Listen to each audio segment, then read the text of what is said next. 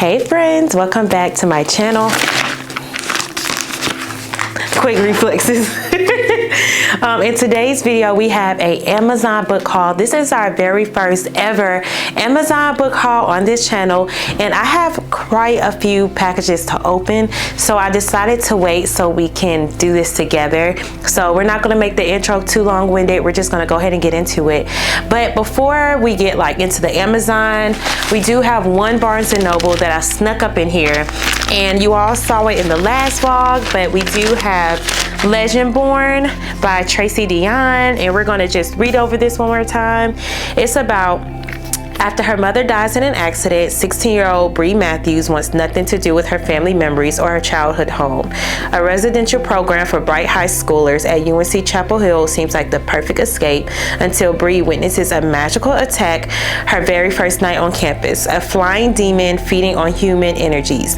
A secret society of so-called Legendborn students that hunt the creatures down, and a mysterious teenage mage who calls himself a Merlin and who attempts and fails to wipe Bree's memory of everything she saw. The mage's failure reveals Bree's own unique magic and a buried memory with a hidden connection.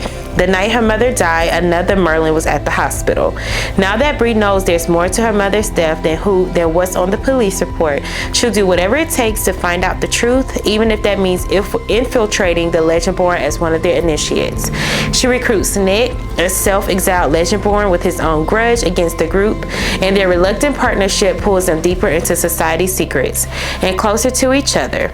But when the Legendborn reveals themselves as the descendants of King Arthur's knights and explains that a magical war is coming, Bree has to decide how far she'll go for the truth and whether she should use her magic to take the society down or join the fight. I have seen so many reviews. Well, actually not that many reviews, but I have seen all good things about the videos I did see about Legendborn, so I'm really excited to get into this series.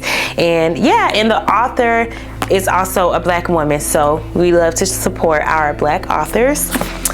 And then the next one we have here, we're going to open it up. I can't even remember what all I ordered, y'all. Some of these books I've read, some of them I haven't, I don't think, but we'll see. So the next one is... Okay, so I have read this one, Up on the Brain by Ali Hazelwood, and I'm going to check my Goodreads right now because I read this a year or two ago, and I want to tell you all what I rated this. Let's see. Okay. Oh, why did I even buy this? Y'all, I did not like this book. I rated this book 2 stars. I read this book of May of 2023. And I didn't like this book, but I also read another book by Ali Hazelwood called, The Love Hypothesis by her, and I rated that a 5-star. So I'm very surprised I bought this. I don't know, but we're still going to read it because some people do like it, but I just like The Love Hypothesis way more than I liked Love on the Brain. But this says, like an avenging purple-haired jetty, bringing balance to the mansplained universe. B, I don't know how to pronounce the last name, so I'm going to skip that.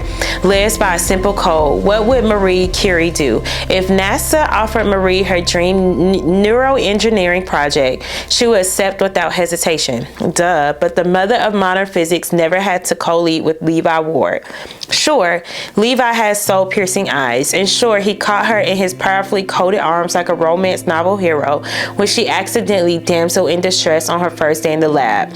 But Levi made his feelings toward Bree clear in grad school. Arch enemies work best when she's employed in their own galaxies far, far away. Now her equipment is missing. The staff ignores her, and Bee finds her floundering career in somewhat of a pickle. Perhaps it's occupable cortex playing tricks on her, but Bee could swear she could see Levi softening into an ally backing her plays, devouring her with those eyes. And those possibilities have all her neurons firing. But when it comes to actually make a movie and put her heart on the line, there's only one question that matters. What will Bee do? So again, Ali Hazelwood writes a lot of books about like women in STEM, And I don't know if that's the reason why I rated this book a 2-star, or if it was just too close to the Love Hypothesis, which was good. But I did not write a review on this last time. I just saw my rating. I do very much remember this book, and I believe I remember exactly what happened, and I just wasn't a fan of it. But maybe one day I will revisit it to see if my opinion changes. I highly doubt it, but we'll see. The next one we have here is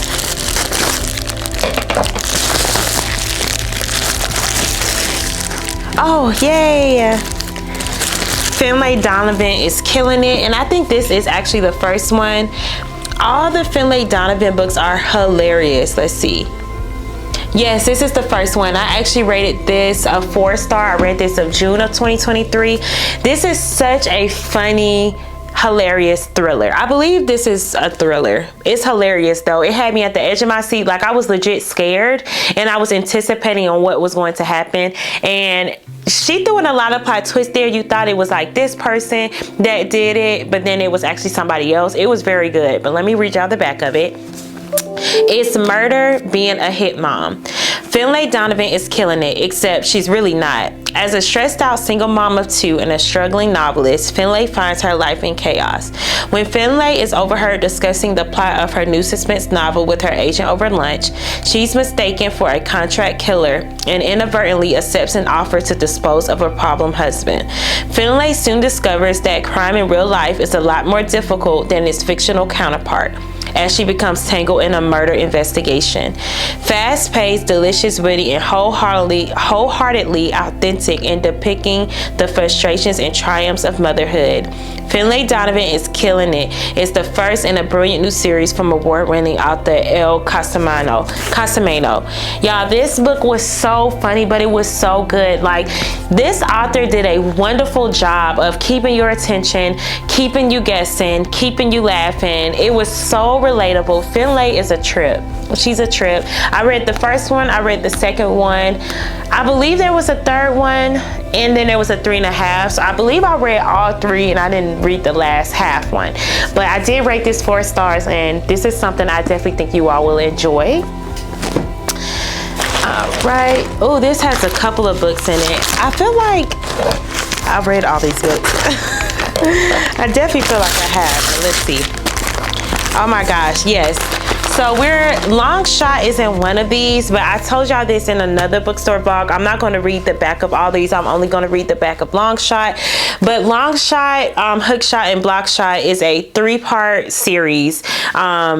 And it's a Kennedy Ryan, one of her best books in my opinion. But I do want to warn you that especially Long Shot, it has a lot of trigger warnings. So before you read this book, please read the trigger warnings, because it has a lot about domestic violence. It's a very hard read. So Block Shot is about Jared and Banner. Hook Shot is about, because I read this a while ago, Keenan and Lotus. And Lotus is actually the main character's best friend in Long Shot. And Long Shot, it's been a while since I read it, but I have to go back and look. But I rated all 3 of these. Long Shot is about August and Iris. Hook Shot is about Keenan and Lotus. And it's about Jared and Banner. So they are all really, really good. I do have Long Shot somewhere in here, but we'll look for that in a moment. Okay, let's see.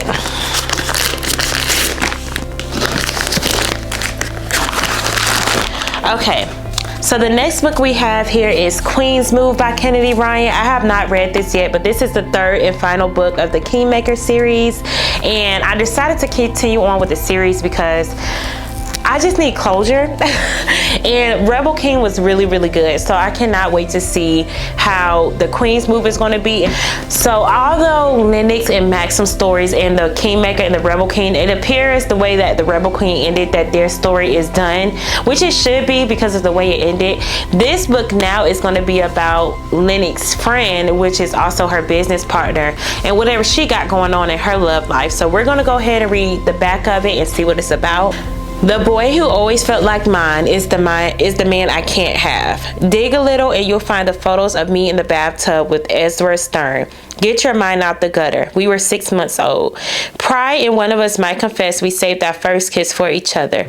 The most clumsy, wet, sloppy, spectacular 30 seconds of my adolescence. Get into our business and you'll see two families closer than blood torn apart in an instant.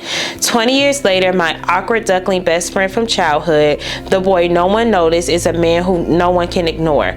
Finer, fiercer, smarter. Taken. Tell me it's wrong.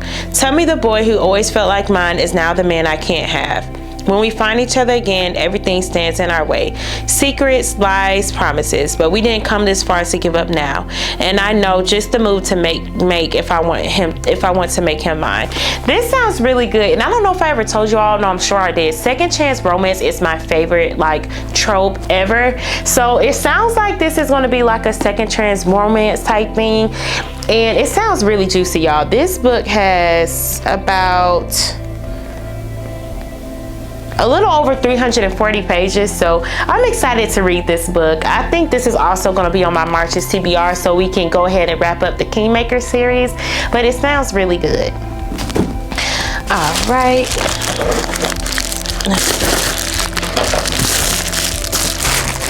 Okay, here go Long Shot, y'all. So I'm gonna go ahead and read the back of Long Shot if you have not read this. She kissed the prince and he turned into a fraud. Now her fairy tale is upside down. Iris Dupree meets August West in a sports bar during her last semester of college. It's the conversation of a lifetime and sends sparks flying in every direction. The connection is undeniable, but the timing is all wrong. August is poised for the NBA draft and Iris belongs to another man, basketball's golden boy and August's lifetime rival. The two go their separate ways, but they often recall that electric night that could have been. While August has embarked on his all-star life, studded with wealth and fame, Iris' perfect public relationship has become a nightmare behind closed doors, a tarnished dream of fool's gold. When August re-enters her life, the world seems brightly bright again, briefly bright again. But Iris' darkest nights are not over yet.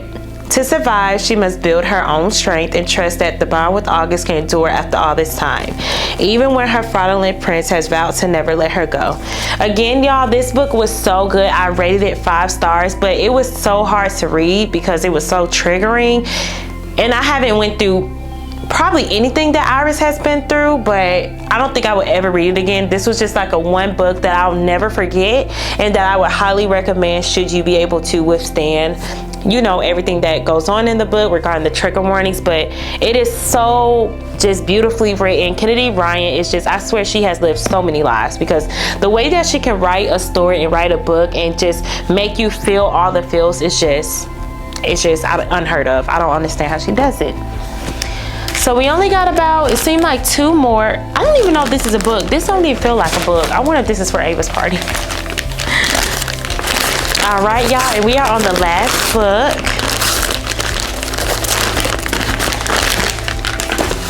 Oh no, we have 2 books. Yay, so we'll start with this one. So we have Spin About You by Brianne Dene. I read this in January. It is a very short novella. It's so cute. And it's about, as sure as her name is Grace, the hardworking beauty surely didn't give herself enough of it. The holiday is here and she and a group of friends celebrate Friendsgiving on a weekend getaway in the woods. What Grace doesn't know is that their cabin retreat has a +1 whom she never met. The second he enters the cabin, Gerard introduces himself as a friend Grace should keep, and he intends to give her many reasons why she should. Will Grace give him the opportunity, or will Gerard have to make his intentions on getting to know her much clearer?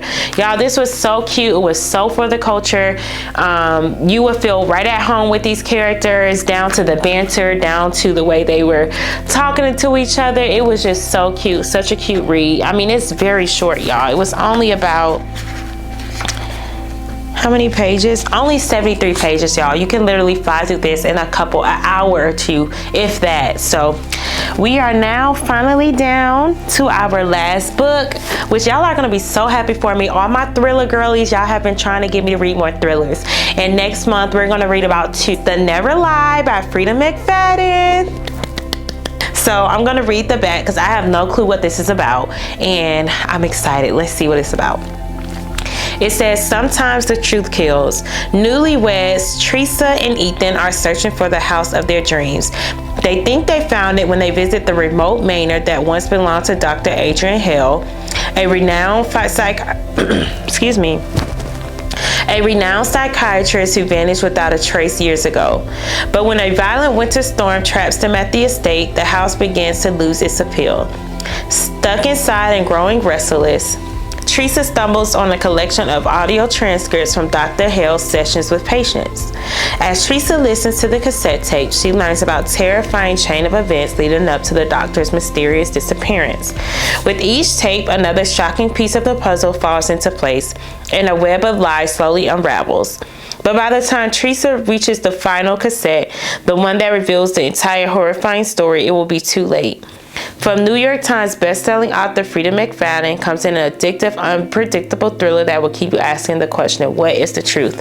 I got scared just reading the back of it. So yeah, you all, I'm excited to read this. Let me know if this is the first Frida McFadden book that you all think I should read. Out of all the books, do you think Never Lies should be the very first one, or do you have another one? I never read any of Frida McFadden books before, but I'm so excited because she just gets so many praises and y'all just love her down, okay? So I'm excited to be a part of the Frida entourage. But that is all the books that I have for this Amazon book haul here. So let's tally all of them up and let's close out this video. All right, so we have 1, 2, 3, 4, 5, 6, 7, 8, 9, 10. That's 10, right? 2, 4, 6, 8, 9. I'm sorry. 1, 2, 3, 4, 5, 6, 7, 8, 9. So we have 9 books here that I am so excited. Ooh, I don't know if I can hold them all without it falling. We have 9 books in this book haul, so I really hope you all enjoyed this video, and I cannot wait to see you in the next one. Bye, friends.